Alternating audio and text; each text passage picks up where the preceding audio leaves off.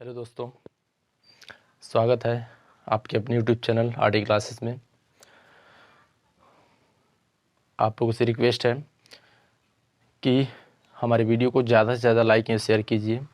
साथ ही में अगर आप नए व्यूअर हैं तो हमारे चैनल को सब्सक्राइब कर लीजिए और बेल आइकन दबाना न भूलिए, जिससे हमारी नई वीडियो आप तक आसानी से पहुंच सके। मैं आज आप लोगों के लिए अदिश और सदिश की दूसरी वीडियो लेकर आ रहा हूँ, जिसमें आज हम लोग स्टार्ट करेंगे कि सदिशों का योग। देखिए, अदिश राशियाँ जो होती हैं उनको तो उनका योग करना आसान होता है। सदिशों का योग यानी कि जो सदिश राशियाँ होती हैं आप उनको कैसे जोड़ेंगे। जो अदिश राशियाँ होती हैं तो उनको आप नॉर्मली जोड़ सकते हैं, जैसे सिंपल में जोड़ते हैं, लेकिन जो आपकी सदिश राशियाँ हैं आप उनको कैसे जोड़ेंगे, तो उनके लिए दो विधि होती है। ठीक है, मेन रूप से दो विधि है। पहली विधि है आपकी त्रिभुज विधि। सबसे पहले आप ध्यान देंगे कि दो सदिश तभी जोड़े जाएंगे जब वे समान प्रकृति के हों। ठीक है, एक चीज़ आप लोग याद रखिएगा कि दो सदिश तभी जोड़ सकते हैं आप जब वे उनकी प्रकृति जो है समान है। जैसे कि वेग को वेग से जोड़ सकते हैं, विस्थापन को विस्थापन से जोड़ेंगे। ठीक है, वेग को वेग से, विस्थापन को विस्थापन से, त्वरण को त्वरण से, चुंबकीय क्षेत्र को चुंबकीय क्षेत्र से, बल को बल से। ये नहीं कि विस्थापन को वेग से जोड़ दिए, वेग को त्वरण से जोड़ दिए, ऐसा नहीं कर सकते हैं। ठीक है, तो यानी कि दो सदिश राशियों को तभी हम जोड़ सकते हैं जब उनकी प्रकृति जो है वो समान हो। अब इनके जोड़ने की दो विधि है। पहली विधि है आपकी त्रिभुज विधि। पहली विधि है त्रिभुज विधि।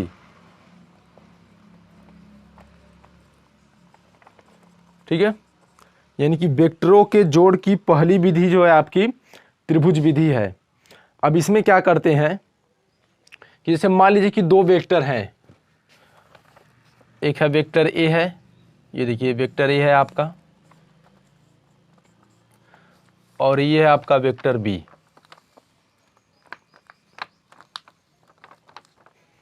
ठीक है, यदि दो वेक्टर हैं और इनको जोड़ना है कि दो वेक्टर हैं, वेक्टर ए और वेक्टर बी, आपके दो वेक्टर हैं, अब इनको जोड़ना है तो इसमें करेंगे क्या कि जो वेक्टर ए है, ये जैसे वेक्टर ए है उसके बाणाग्र पर, यानी ये आगे जो तीर है ना उसके तीर पे वेक्टर बी की पूंछ, यानी कि ये ऐसे कर देंगे। देखिए यहाँ से मिला देंगे इसको।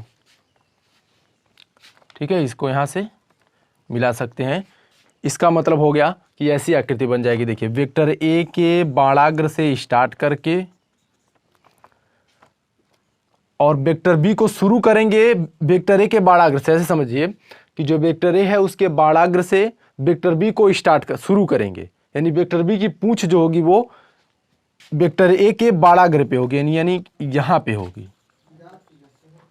ठीक है, अब इसके बाद वेक्टर ए के पूंछ और वेक्टर बी के बाणाग्र को जब हम मिला देते हैं तो वो जो होता है आपका परिणामी वेक्टर आर होता है। यही जो होता है दोनों का योग होगा, यानी कि वेक्टर आर। तो वेक्टर आर बराबर हो जाएगा आपका vector A plus vector B. यानी कि वेक्टर आर की अगर लंबाई बतानी है तो वेक्टर ए और वेक्टर बी को जोड़ सकते हैं आप, माप करके, वेक्टर ए को माप करके और वेक्टर बी को माप करके दोनों को जोड़ देंगे तो ये आपका वेक्टर आर की जो है लंबाई निकल जाएगी। ठीक है ना, यानी त्रिभुज विधि में क्या होता है, जैसे दो वेक्टर हैं, वेक्टर ए और वेक्टर बी, तो वेक्टर ए के बाणाग्र से वेक्टर बी को खींचते हैं, वेक्टर ए के बाणाग्र से वेक्टर बी को खींचेंगे और उसके बाद वेक्टर ए के पूंछ और वेक्टर बी के बाणाग्र को मिलाएंगे तो ये आपका परिणामी वेक्टर आर प्राप्त होगा। यानी कि परिणामी वेक्टर आर प्राप्त करने के लिए ये हो जाएगा आपका vector A plus vector B, यानी वेक्टर ए की लंबाई और फिर वेक्टर बी की लंबाई को जोड़ देंगे। ठीक है, ये हो गया आपका वेक्टर आर बराबर vector A plus vector B. यानी कि अगर दोनों का आपको योग देखना है तो आप इस वेक्टर आर की लंबाई माप सकते हैं। ये जो वेक्टर आर है उसकी लंबाई माप लेंगे तो वेक्टर ए और वेक्टर बी का जो है योग वो निकल जाएगा। फिर जो आपका परिणाम आता है, चूंकि सदिश में आपकी दिशा भी होती है तो वहाँ दिशा भी बताना होता है। ठीक है, तो दिशा बताने के लिए क्या करते हैं कि दोनों के बीच का जो होता है वो कोण निकाल देते हैं, यानी ए के और आर के, यानी इसके बीच का जो कोण होता है, मान लीजिए थीटा कोण है, ठीक है। तो इस कोण के माध्यम से आप इसकी दिशा निकालते हैं। जो परिणामी वेक्टर आर आ रहा है उसकी दिशा क्या होगी, उसकी दिशा मापने के लिए आप वेक्टर आर और वेक्टर ए के बीच का कोण मापेंगे और उसके माध्यम से जो है आप दिशा निकाल सकते हैं। अब जैसे मान लीजिए कि इसमें कुछ परिवर्तन कर दिया जाए कि मान लें कि वेक्टर बी को पहले खींच रहे हैं, वेक्टर बी जो है वो पहले खींचा जा रहा है। जैसे वेक्टर बी देखिए, वेक्टर बी यहाँ पे हमने पहले खींच दिया वेक्टर बी। अब वेक्टर बी की नोक से स्टार्ट करके यहाँ पे वेक्टर ए खींचेंगे, ये देखिए वेक्टर ए, और इसको यहाँ से मिलाएंगे जब, तो आपका ये प्राप्त हो गया वेक्टर आर। तो मान लीजिए आर डैश मिला हमको, ठीक है। यहाँ पे क्या पहले वेक्टर बी खींचे हैं फिर वेक्टर आर खींचे हैं, तो आपका परिणामी वेक्टर आर डैश बराबर होगा vector B plus vector A. लेकिन ये दोनों परिणाम में बराबर होंगे, यानी कि वेक्टर आर बराबर होगा, यानी ऐसे समझिए ए प्लस बी बराबर होगा बी प्लस ए के, होगा ना, ए प्लस बी बराबर बी प्लस ए के, यानी कि वेक्टर आर बराबर होगा वेक्टर आर डैश। इसका मतलब हो गया कि जो सदिशों के त्रिभुज, सदिशों के योग का त्रिभुज नियम है वो क्रम विनिमय नियम का पालन करता है। यानी इस यहाँ पे एक इंपॉर्टेंट चीज है आपकी कि सदिशों के योग का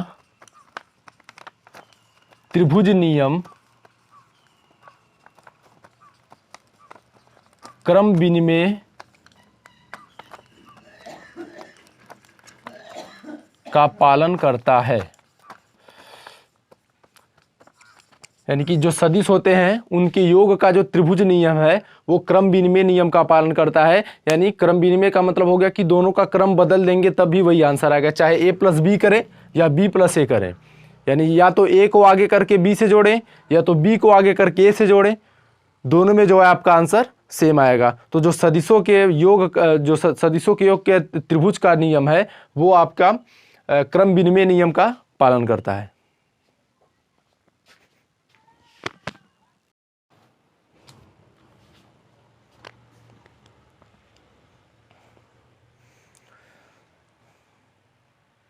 ठीक है, तो फिर दूसरी विधि है, दूसरी विधि है आपकी समांतर चतुर्भुज विधि। समांतर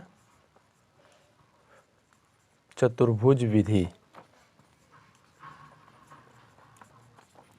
देखिए इसमें क्या होता है, ठीक है। समांतर चतुर्भुज विधि से कैसे आप जोड़ते हैं दो वेक्टरों को,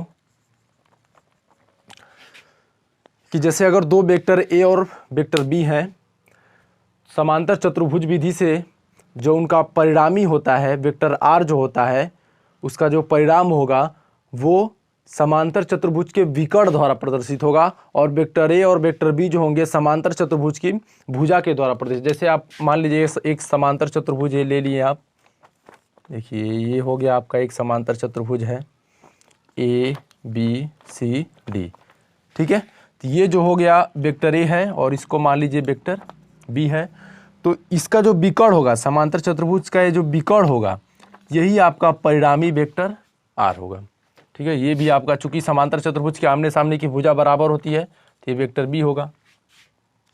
यानी कि समांतर चतुर्भुज विधि में क्या होता है, समांतर चतुर्भुज विधि में जो वेक्टर होते हैं, यानी कि जो दो वेक्टर वेक्टर ए और वेक्टर बी जो होंगे किसी समांतर चतुर्भुज की दो भुजाएं होंगी और उनका जो परिणामी वेक्टर आर होगा वो समांतर चतुर्भुज का, यानी कि वेक्टर ए और वेक्टर बी का जो योग होगा, वेक्टर ए और वेक्टर बी का जो योग होगा वो समांतर चतुर्भुज के विकर्ण के द्वारा प्रदर्शित किया जाएगा। तो ये आपका वेक्टर आर है, वेक्टर आर जो है vector A plus vector B है। अब इसका परिणामी कैसे निकालेंगे, यानी कि ए प्लस बी तो जोड़ देंगे लेकिन उसका परिणामी क्या होगा, यानी कि वेक्टर आर का जो परिणामी आएगा, यानी कि वेक्टर आर की जो माप आएगी वो क्या होगी, तो उसके लिए फार्मूला होता है आपका, देखिए इसको मान लीजिए ए और बी के बीच थीटा कोण है और इस यहाँ पे अल्फा कोण है, आर और ए के बीच अल्फा कोण है और इसके बीच में थीटा कोण है, ठीक है। तो अब आर का परिणामी बताना है, आर का परिणामी, तो r बराबर होता है कौड़ी में a square plus B square plus 2ab cos theta, 2ab cos theta. मतलब r का परिणामी बताने के लिए a के परिणामी का स्क्वायर, b के परिणामी का स्क्वायर, 2 गुणे a का परिणामी गुणे b का परिणामी इंटू cos थीटा, यानी कि cos थीटा का मतलब a और b के बीच का जो कोण है वो। तो इसके माध्यम से आप इसका परिणामी जो है वेक्टर r निकाल सकते हैं, परिणामी वेक्टर r निकाल सकते हैं। जैसे अगर दे दिया है कि 2 वेक्टर हैं, ठीक है, एक का परिणामी 5 है, दूसरे का 10 है, यानी वेक्टर ए बराबर 5, बी बराबर है 10, और वो एक दूसरे से 0 अंश के कोण पे हैं, या 90 की कोई भी कर लीजिए, जैसे 0 अंश के कोण पे है, मान लीजिए थीटा बराबर है 0, दोनों के बीच 0 डिग्री का कोण है, ठीक है। परिणामी बताना है उनका, तो यहाँ पे देखिए r बराबर हो जाएगा, देखिए a स्क्वायर का मतलब हो गया कि 5 का स्क्वायर, b स्क्वायर का मतलब हो गया कि 10 का स्क्वायर, 2 गुणे 5 गुणे 10 गुणे cos 0, ठीक है। तो देखिए 25 हो जाएगा, ये 100 हो जाएगा, ये देखिए 2 पचे 10, 10 दूनी 20 हो जाएगा, इंटू यहाँ पे आपको रखना होगा cos 0 का मान, यानी cos 0 की वैल्यू कितना होती है 1, तो यहाँ पे रख दीजिए 1। अब यहाँ पे देखिए ये 125 हो गया, 20 से कहीं 20, दोनों को जोड़ देंगे तो 175, यानी कि कड़ी में 175 जो आ जाएगा आपका परिणामी वेक्टर r हो जाएगा, ठीक है दोस्तों। यानी कि समांतर चतुर्भुज विधि में क्या करते हैं कि जो दोनों वेक्टर होते हैं वो समांतर चतुर्भुज की कोई भुजाएं होती हैं, 2 भुजाएं होती हैं, और जो उनका योग होता है, यानी a और b का जो योग होता है वो वेक्टर r से प्रदर्शित करते हैं। और ये जो होता है कि समांतर चतुर्भुज का विकर्ण होगा, कोई भी विकर्ण, चाहे इधर से ले लीजिए चाहे इधर से, ठीक है। यानी कि भुजाएं क्या होंगी, वेक्टर a और वेक्टर b को प्रदर्शित करेंगी, और उसका जो विकर्ण होगा वो उसका दोनों के योग को प्रदर्शित करेगा। और योग का जो परिणामी अगर निकालना है आपको, यानी कि वेक्टर r का अगर परिणामी निकालना है तो इसके लिए फार्मूला है r बराबर √a square plus B square plus 2ab cos theta. a का मतलब होगा कि a का परिणामी, यानी a का मान कितना है 5, 10, 20 जो भी हो, b का मतलब b का जो भी हो, और यहाँ पे आप रख करके फिर इससे r का मान जो है निकाल सकते हैं, ठीक है। तो फिर अब यहाँ पे दिशा, यानी कि जो आपका परिणामी वेक्टर r है की दिशा, तो दिशा क्या होगी इसकी, यानी कि r, यानी कि जो वेक्टर r का परिणामी होगा उसकी दिशा क्या होगी, वो दिशा होगी आपका वेक्टर r व वेक्टर a के बीच का कोण, यानी कि जो वेक्टर r और वेक्टर a के बीच के कोण का कोण होगा वो जो दिशा होगी उसी के ऊपर निर्भर करेगी। तो उसके बीच का कोण क्या है, अल्फा है, अल्फा है ना। तो ठीक है, इसके लिए क्या करते हैं, यहाँ पे यूज किया जाता है tan अल्फा, यानी कि दिशा बताने के लिए यूज करते हैं tan अल्फा बराबर, ये होता है आपका b sin थीटा बटे a plus b cos theta, ठीक है। ये फार्मूला यूज किया जाता है दिशा बताने के लिए कि tan अल्फा बराबर होता है b sin थीटा बटे a plus b cos theta. अब देखिए यहाँ पे कुछ विशेष स्थितियां हैं। पहली स्थिति क्या है कि मान लीजिए कि ये जो दोनों वेक्टर हैं, वेक्टर a और वेक्टर b, ठीक है, वो एक ही दिशा में हो, यानी कि जो वेक्टर a की दिशा हो वही वेक्टर b की भी दिशा हो। तो एक ही दिशा में होने का मतलब क्या होगा, दोनों अगर ऐसे हो सकते हैं, यानी कि ये वेक्टर b हो गया, वेक्टर a हो गया, या ऐसे हो वेक्टर b वेक्टर a, मतलब कोई भी दिशा जो होगी उनकी दोनों सेम दिशा में होंगे। तो ऐसी स्थिति में क्या होता है कि कोई भी कोण नहीं बनता है। एक दिशा को ऐसे भी बोल सकते हैं समांतर, समांतर भी बोल सकते हैं, यानी कि दोनों वेक्टर अगर समांतर हो, यानी कि अगर दिशा समान हो, अगर दिशा समान हो यानी कि समांतर, एक दूसरे के अगर वो समांतर हो तो थीटा बराबर क्या होगा, वहाँ पे 0 होगा। थीटा बराबर होगा 0, क्यों? क्योंकि कोई भी एंगल वहाँ पे नहीं क्रिएट हो रहा है, यानी कि कोई भी कोण वहाँ नहीं बन रहा है, तो इसलिए वहाँ पे थीटा बराबर होगा 0। अब परिणामी जो होगा वो क्या होगा, यानी कि परिणामी जो आएगा वो कितना आएगा। अब जैसे मान लीजिए कि यहाँ पे रख दिया जाए 0 रख दिया जाए, तो a² + b² + 2ab cos 0 हो जाएगा। ठीक है, तो ये आपका हो जाएगा a² + b² का 0 का मान 1 होता है, तो यहाँ पे हो जाएगा +2ab। ये होता है a + b का होल स्क्वायर, यहाँ पे लिख दीजिए a + b का होल स्क्वायर। और a + b का होल स्क्वायर को क्या लिख सकते हैं, r बराबर हो जाएगा a + b, यानी कि ये आपका परिणामी हो जाएगा r बराबर a + b। यानी ऐसे कंडीशन में अगर परिणामी वेक्टर r निकालना, यानी कि वेक्टर r का परिमाण निकालना है आपको, तो उसके लिए वेक्टर a के परिमाण और वेक्टर b के परिमाण को सीधे सीधे जोड़ सकते हैं। ठीक है, और दिशा क्या होगी, जो परिमाण निकल रहा उसकी दिशा क्या होगी, तो उसकी दिशा के लिए क्या यूज करेंगे, tan अल्फा। तो tan अल्फा बराबर क्या हो जाएगा, b sin 0 बटे a + cos 0। तो देखिए sin 0 का मान होता है 0, cos 0 का मान 1 होता है, लेकिन ऊपर वाला 0 हो रहा है, तो यहाँ पे अल्फा बराबर हो जाएगा 0, यानी कि दोनों के बीच कोई कोण नहीं बन रहा है, यानी कुछ समय परिणामी और a के बीच कोई कोण नहीं बन रहा है। तो ऐसी स्थिति में जो कोण होगा, ऐसी स्थिति में जो दिशा होगी वो दोनों की दिशा के बराबर होगी, यानी हो जाएगी वेक्टर a व वेक्टर b की दिशा में। चूंकि दोनों बराबर है ना, यहाँ पे दोनों जो है वो बराबर हैं, यानी कि वेक्टर a की भी दिशा वही है, वेक्टर b की भी दिशा वही है, तो इसलिए परिणामी वेक्टर r जो आएगा उसकी भी दिशा वही होगी, जो वेक्टर a वो वेक्टर b की दिशा होगी। और परिमाण जो आएगा आपका, यानी कि योग जो आएगा, परिमाण जो आएगा वो होगा आपका a + b होगा, a + b हो गया। ठीक है दोस्तों, तो आगे बढ़ते हैं हमारी दूसरी कंडीशन। देखिए दूसरा कंडीशन क्या है कि यदि दोनों वेक्टर परस्पर लंबवत हों, तो यदि दोनों वेक्टर लंबवत का मतलब ऐसे होंगे ना, तो ऐसी कंडीशन में यहां पे 90 डिग्री का एंगल बनता है। ठीक है, यदि दो वेक्टर परस्पर लंबवत तो ऐसी कंडीशन में जो आपका थीटा होगा, यानी कि जो एंगल होगा वो कितना होगा, 90 डिग्री होगा। तो यहां पे आपका परिणामी क्या हो जाएगा, देखिए r बराबर हो जाएगा a² + b² 2ab cos 0 cos 90। ठीक है, तो a² + b² 2ab, cos 90 का मान होता है 0, तो यहाँ पे r बराबर हो जाएगा a² + b², ये हो जाएगा आपका r। और दिशा, तो यहाँ पे देखिए दिशा के लिए tan अल्फा बराबर हो जाएगा a cos 0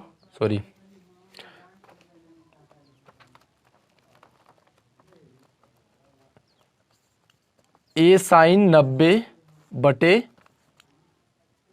a + b cos 90। ठीक है, अब यहाँ पे देखिए sin 90 का मान जो होता है वो होता है यहाँ पे आपका b है ना, ये b sin 90 बटे a + b cos 90, तो sin 90 का मान होता है 1 और इसका मान होता है 0, तो ये हो जाएगा आपका b बटे a। तो ऐसी स्थिति में आपका जो tan अल्फा हो जाएगा b बटे a हो जाएगा। तीसरी स्थिति क्या है, यदि दोनों विपरीत दिशा में हो, यदि दोनों वेक्टर विपरीत दिशा में हो, तो ऐसी स्थिति में जो आपका कोण होगा वो थीटा बराबर होगा 180 अंश। जब दोनों विपरीत होंगे, यानी एक इधर होगा और एक इधर होगा, देखिए तो दोनों के बीच जो कोण होगा वो होगा 180 का कोण होगा। तो आपका परिणामी वेक्टर r जो होगा a² + b² + 2ab cos 180 80, तो cos 180 का मान होता है -1 a square plus B square minus 2ab। अब इसके बाद हो जाएगा r बराबर, ये होता है a माइनस बी का whole square, a minus B का होल स्क्वायर। तो यहाँ से देखिए निकल सकता है आपका हो जाएगा a माइनस बी। यानी ऐसी स्थिति में जो आपका परिणामी वेक्टर r होगा वो दोनों वेक्टरों के अंतर के बराबर होगा, यानी कि दोनों वेक्टरों के परिमाण के अंतर के बराबर होगा। ऐसी स्थिति में जो आपका परिणामी वेक्टर r होगा वो दोनों वेक्टरों के परिमाणों के अंतर के बराबर होगा।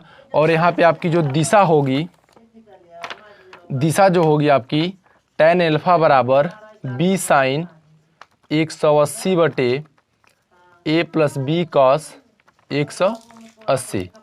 ठीक है, अब यहाँ पे साइन 180 का मान रख सकते हैं आप। तो यहाँ पे टोटल इसको सॉल्व करेंगे तो 0 आएगा, तो अल्फा बराबर क्या होगा, 0 होगा। तो देखिए ये जो हो गया आपका r बराबर a माइनस बी हो सकता है और b माइनस ए भी हो सकता है, b माइनस ए भी हो सकता है, a माइनस बी भी हो सकता है। तो यहाँ पे अल्फा बराबर यहाँ भी 0 आया, लेकिन यहाँ पे जो दिशा होगी, ऐसी कंडीशन में जो दिशा होगी वो जो बड़ा वेक्टर होगा, यानी कि बड़े वेक्टर की दिशा में, बड़े वेक्टर की दिशा में होगी।